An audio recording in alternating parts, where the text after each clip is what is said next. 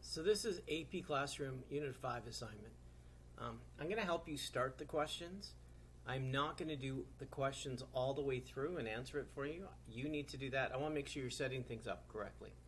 So first of all, take out a piece of paper. Let's make sure that your work is clearly organized so that I can see that you did the work. So write it down.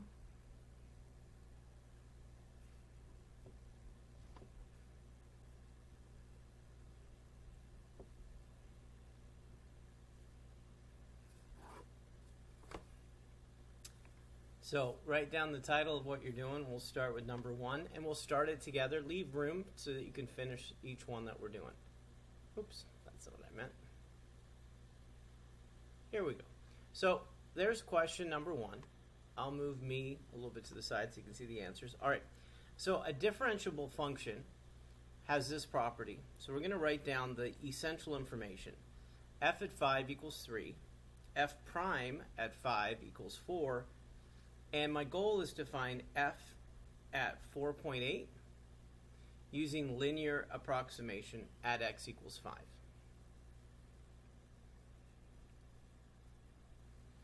So I write down the essential information. Linear approximation. So I want you to write down what x equals. I want you to write down what y equals. And I want you to write down, notice the slope is even given. You don't have to solve it. It's there for you. Then I want you to write an equation of line based on these numbers. And then I want you to substitute 4.8 into this equation, get an answer, and then go back to number 1. And then submit it. There's number 1. Number 2.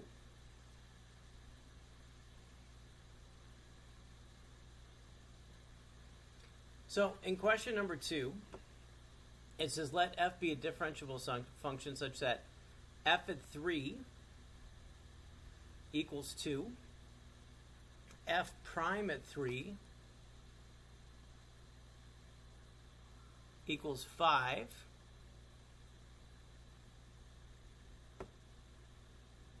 and then if the tangent line, use that at x equals 3 to approximate the 0. Let's talk about what that means and then go from there.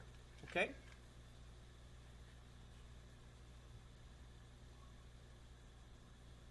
So write down the essential information. Again, this first step is, can you write a tangent line? So x equals, m equals, and so on. All those numbers are given here, and you write down the equation of the line. What is a 0? What do you do with that information is you make it equal to 0. So take your line, make it equal to 0, and then find what the x value is when you do that. So you have an equation of a line. To find the 0, you make it equal to 0, this, and then you solve for x, and then come back here.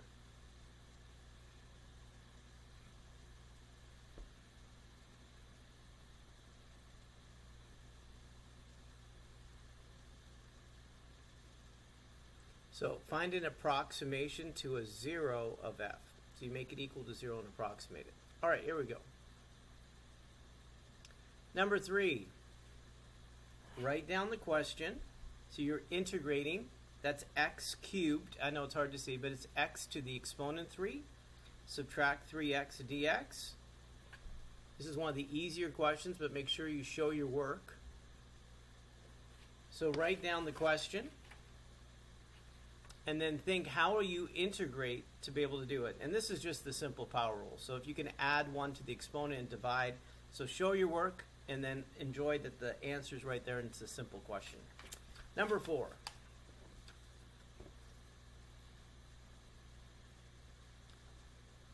In number 4, I'm going to write it down. So integrate x over the square root of 3x squared plus 5 dx. And then think, what are you going to do to integrate that?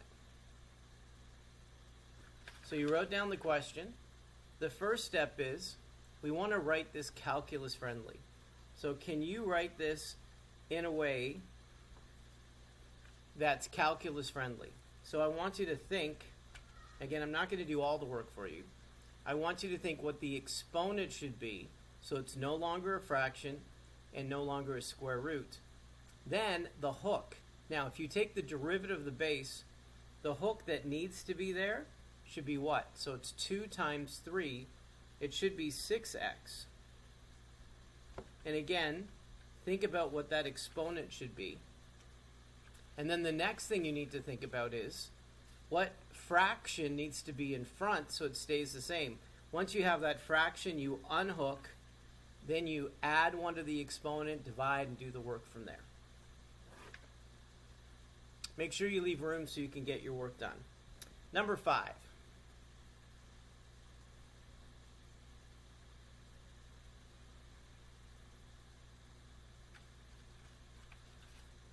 In number 5, you're integrating 3x subtract 2 squared dx.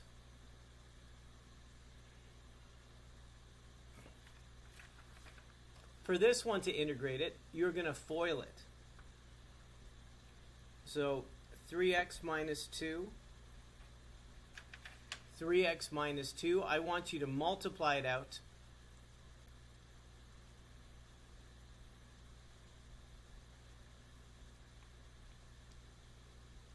Combine like terms. Once it's FOILed, then you're going to add 1 to the exponent and divide, add 1 to the exponent and divide. Once you have that, then you can integrate from 0 to 1. So once you integrate, plug in 1, subtract, plug in 0, get your answer, and then show your work, and then go back. So that's 1 through 5. Here's number 6.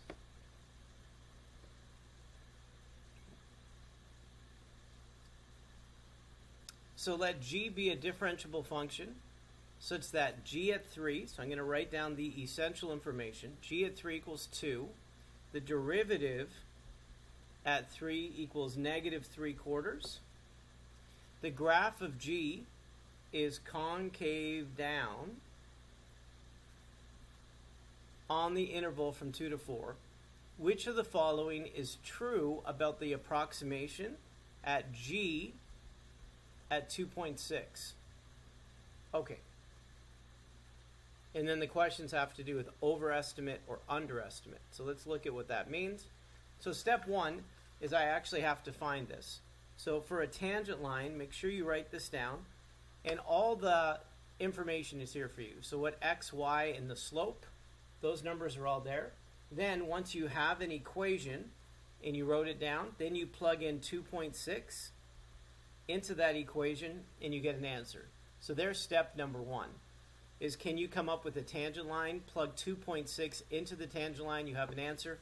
When you do have a tangent line and it's concave down, the next thing you have to realize is that if you use a point on a tangent line, is that an overestimate or an underestimate compared to the actual answer on the graph? So I want you to look at the tangent line and think, is it above or below? Will that tangent line give you a bigger value for y or a smaller one than the actual one? So just look at the picture, get a sense. Is that an overestimate or an underestimate?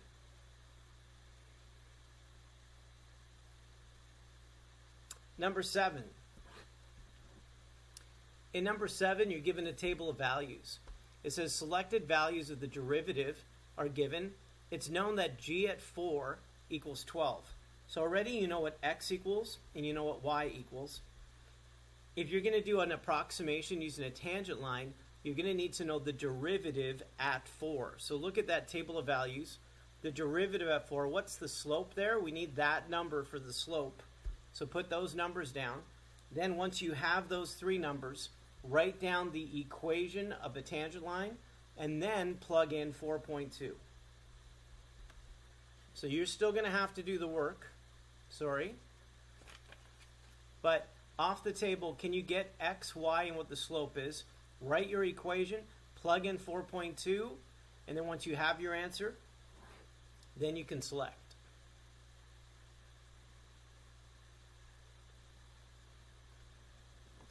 Number 8. This might be the more challenging question of all of it, but you guys are up to this. So if I look at here, you have a square piece of paper that you're going to make a cardboard box out of, and we're talking about the volume. All right, so what we need here is we need an equation to represent the volume, and so we know it's length times width times height. And so when I look at this picture, the height of the box when you fold it up is going to be x. So we know that x represents the height of the box, but how about the length and how about the width? So we got to remember that we're starting with 40 inches. So one side of the box, this longer side, you had 40, and how many x's did you take away from 40? That represents the length. Then when you think of the width, which is this part, think of everything you took away to be able to get to that. So look at it carefully again. It's not just 2 x's. What is another piece that you took away in terms of what's happening? So you have 1 x, you have another x, you also took away this part, and that's equivalent, right, to the bottom part here. So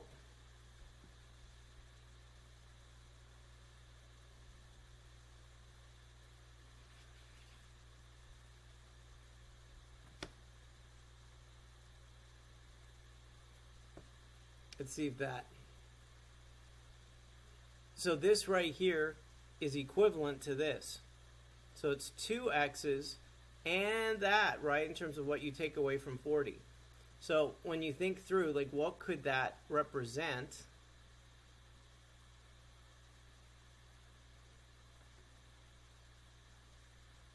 And it represents the width of the box.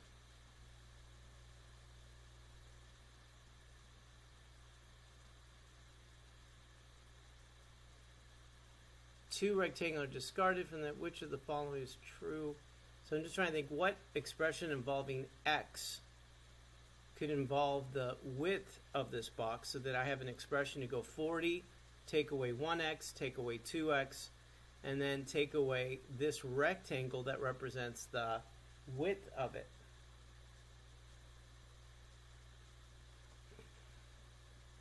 So this is what I have so far.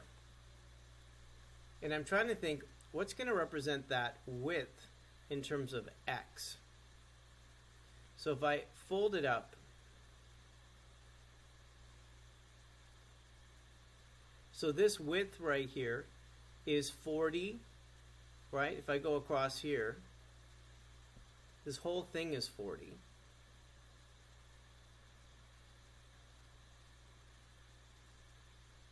So if I think of the two widths, it's 40, take away 2x, take away the width. And now I'm trying to think of what number would represent that takeaway part. So 40, take away 2x's, and then take away the width as well in terms of describing what that is.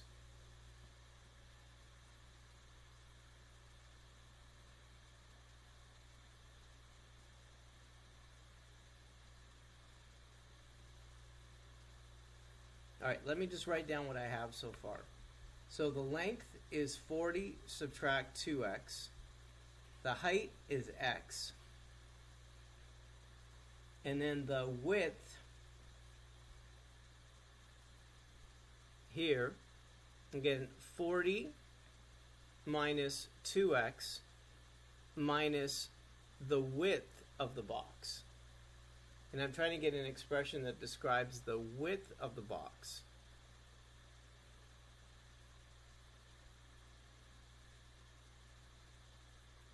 Here.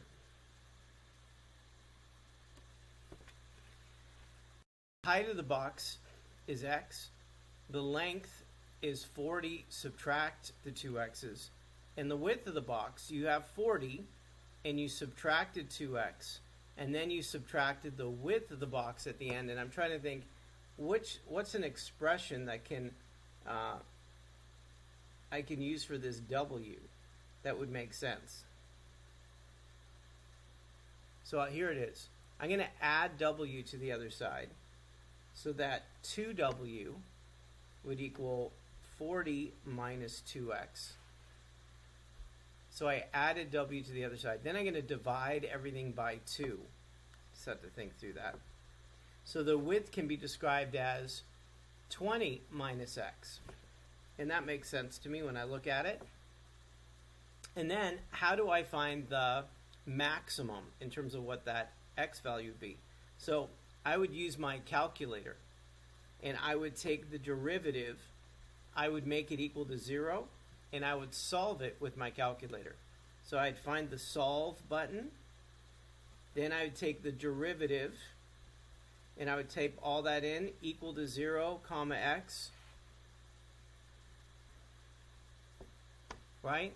So take the derivative, equal to 0, comma x. Solve it so you get the x value, which is the height. Make sure you know what you're solving for. So, and you're solving for x. And then you have to draw and think, is that going to be a maximum? Or is that going to be a minimum, the volume, in terms of what you're doing? So that's the next part you have to think of, whether it's going to be a maximum or it's going to be a minimum. So knowing in this case it's from 0 to 20, so I'm going to tell you right now, it would be very difficult for x to equal 20, because if x equaled 20, then you'd have no width, because it'd be 20 take away 20. So my definite feelings are that it's going to be these right here, right? And then think about, is it going to be a minimum or a maximum when we do that? And then you could draw a number line, and you could between 0 and 20, and then see if it's positive and then negative for the derivative and so on. So you're allowed to use your calculator. I know it's the more challenging question, but I'm glad that you're willing to be up for the challenge. All right, number 9. In number 9, you have the speed of a runner, and it's given by f at m equals 1/10, and it's negative 2m cubed plus 9m squared. Subtract 12m plus 7, where m is the runner's distance from the start of the trail, and then what's the maximum speed of the runner. So the speed there is what f is. So to find the maximum speed, we're going to take the derivative, and it's between 0 and 3. So we're trying to find the critical numbers, and we're going to do a table of values, and we're going to plug in different values for m. So we already know the n values that we're going to plug in, and we just need to know if there's any critical numbers between 0 and 3, and yes, you can use your calculator to do the derivative and do the calculating.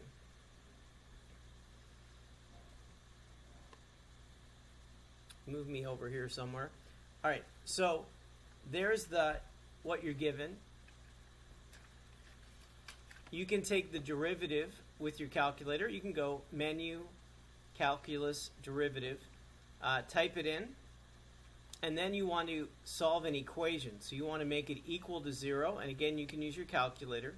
So take the derivative equal to 0 and solve it, and see, are there any critical numbers between 0 and 3 that you would add to the list, and then you put each one of these numbers back in with your calculator, and then you're trying to find the one that gives you the greatest answer here. So the one that gives you the greatest answer is the one you're looking for. So for instance, if you plug in 0, you already know this answer is positive 7. So you're trying to think if any other number gives you a number bigger than 7, and then you're looking for that m value.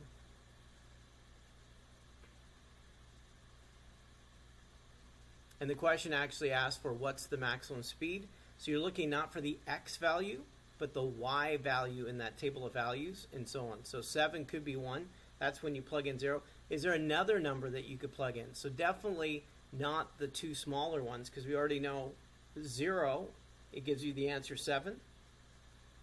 So is there an answer that gives you one bigger? So it's between C and D.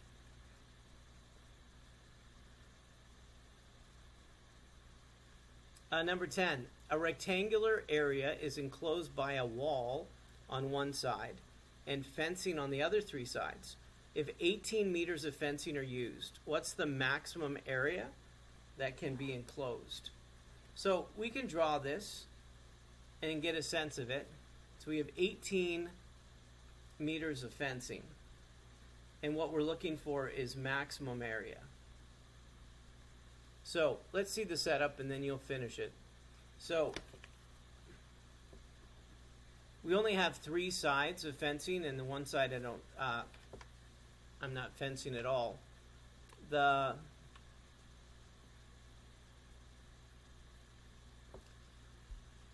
And what I know is we have 18 meters of fencing. So I'm going to label this with length and width.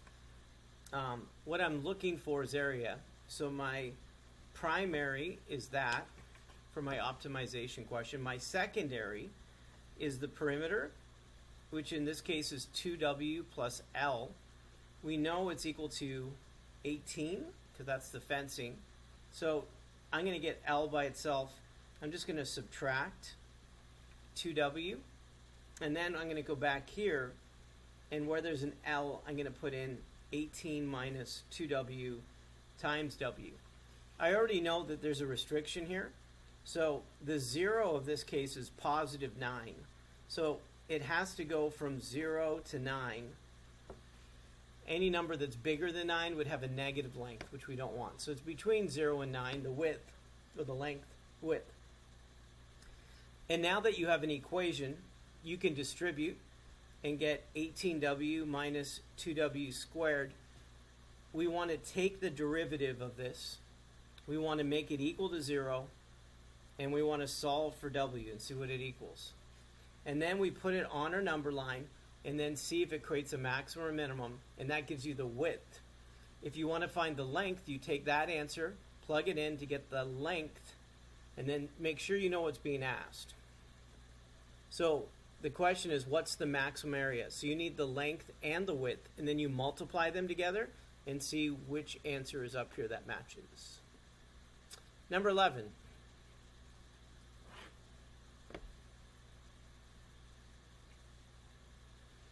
All right, let f and g be continuous. And again, for number 11, write down the question. So we're integrating from 0 to 10, f at x dx, and it's 21. We're integrating from 0 to 10, 1/2 g at x dx, which is equal to 8. And we're integrating from 3 to 10, and it's f at x minus g at x, and that's equal to 2. And the question is, if you integrate from 0 to 3, f at x minus g at x, what answer would you get?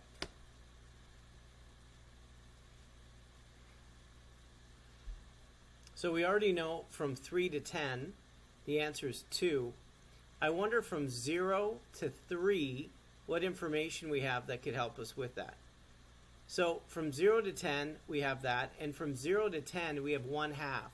So if we don't want the 1/2, 0 to 10 would actually be 16. So you have 21, and you have 16, and we're subtracting. So from 0 to 10, if you subtract, it'd be 21 take away 16. So 21 take away 16.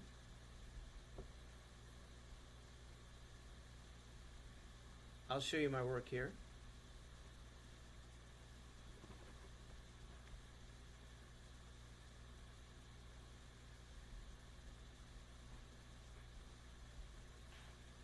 So from 0 to 10, the integration's 21. From 0 to 10 for g, because of the 1/2, you actually would double that answer. So half of it is 8, so the full would be 16. So 21 take away 16, which is 5. And then, if you want to know between f at x subtract g at x between 0 and 3, so between 0 and 10, it's 5. Between 3 and 10, it's 2. So then what does that leave you? So here, I'll show you what that means.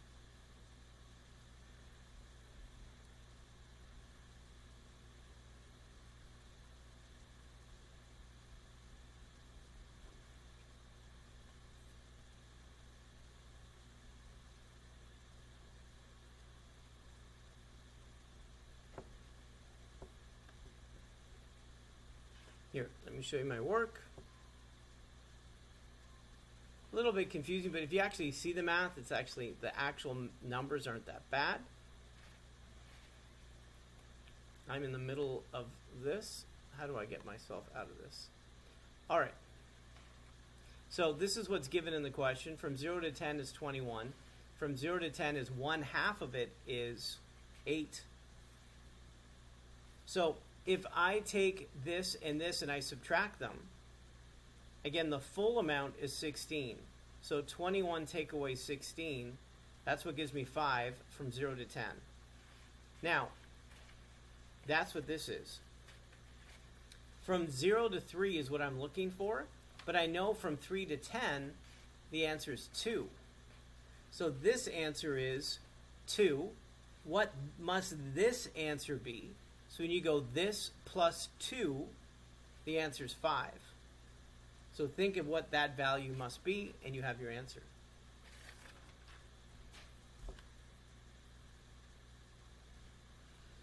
Number 12.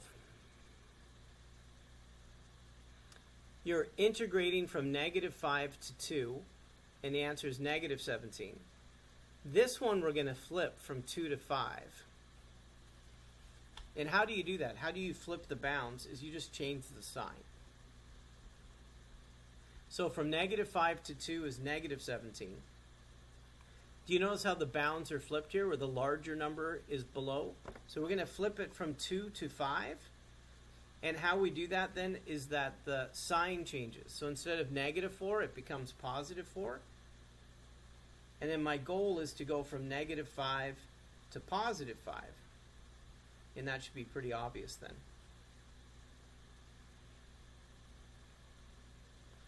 So I'm given from -5 to 2. The area is -17. From 2 to 5, notice how I flipped it. It's now +4. That's the area. So what's the combined area from -5 to +5? So combine the numbers together. What's the combined area? And then look at the answer choices. Number 13. In number 13, you have a piecewise, and you're asked to integrate that piecewise. And so to integrate that piecewise, honestly, I think it's the best thing is just to graph it so you can see it. So for number 13, I'm going to graph that. And so from 1 to 5. All right, so let's think that through. So how am I going to graph this from 1, 2, 3, 4, 5? So I'm just drawing a set of axes. So for the first one, from 1 to 3, it's a horizontal line at 2. So from 1 to 3, it's a horizontal line. And then from 3 to 5, it's a slanted line. Now notice when you plug 3 in for x on the bottom piece, you get the answer 2. So that means they're connected. And then I need to graph a slanted line. So I'm going to plug 3 in and get 2. I'm also going to plug 5 in. And 5 take away 1 is 4. So I'm going to find 5, 4. And I'm going to show you my graph and what it looks like. So I want to integrate from 1 to 5 to find the area. So from 1 to 3 was a horizontal line at 2. And then here is a slanted line. And I just plugged in the endpoints and connected to make my line so it wasn't complicated. And then my goal to integrate this, if you think through it, I'm going to use two shapes that are obvious to integrate. You should find the area of a rectangle, the area of that triangle, and then add them together, and then you have the integration. Show your work. Number 14. You're integrating from 2 to 12. And those are the endpoints of this half circle. Now the circle's kind of been flipped around. So to understand how to find this area,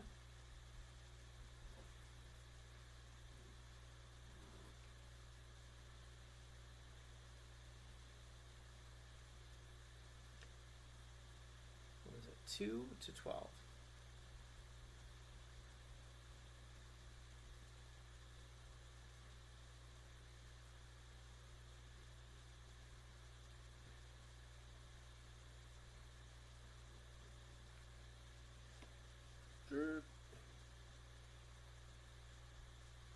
Okay, so here's that semicircle here. The area is actually this right here, right? Couple things you got to be aware of. Is it above the axes or below? That tells you if it's positive or negative. To find this area, you have to see the rectangle and find the area of the rectangle and subtract half a circle. So you have the rectangle, subtract half the circle. Think what the radius is. Remember, a circle is pi r squared, so half a circle, right? And the rectangle, put it together. Know the area needs to be negative. So whatever answer you come up with is going to be negative, and you're done. Number 15. In number 15, we want to write this calculus friendly. Then you want to create the hook and then unhook it with a fraction in front. So if you write this calculus friendly, it will be to the exponent 1/2. And then what's the hook to begin with? Negative 2x. You need a fraction in front, but then you circle the negative 2x. It gets unhooked. Make sure you add and divide or times the reciprocal. Make sure there's a fraction in front that keeps it equivalent. So make sure you write down the question and then do the work.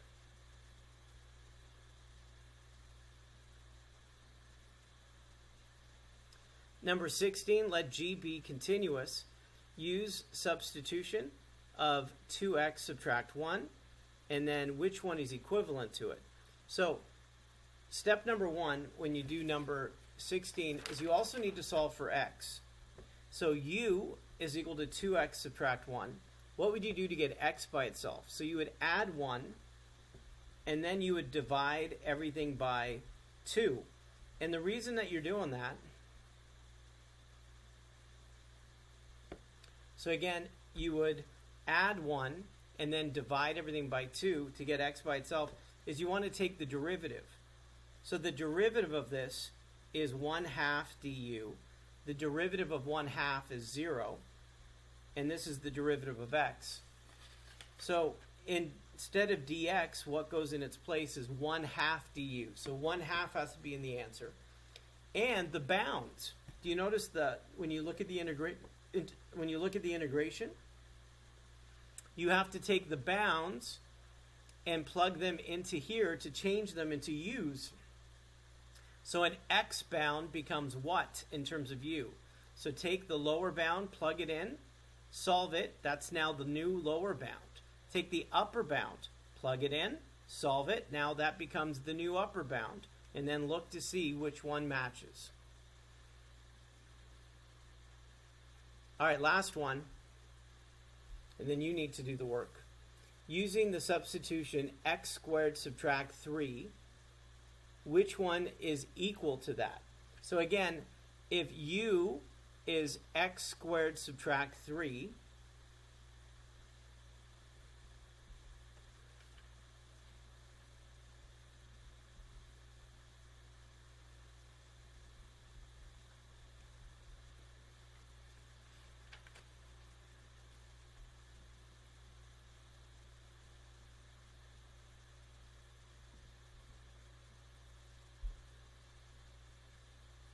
the first thing you should look at are the bounds. So if you plug 4 in, 4 squared take away 3, that should be the upper bound. So you can already cross 2 out. If you plug in -1 into here, you get +1 take away 3. So you could see that A, B, and C are good.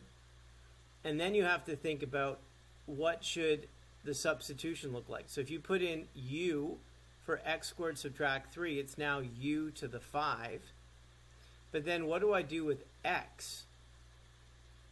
And how do I handle that? So here, let me show you what it's going to look like. Normally we would do the anti-chain rule here.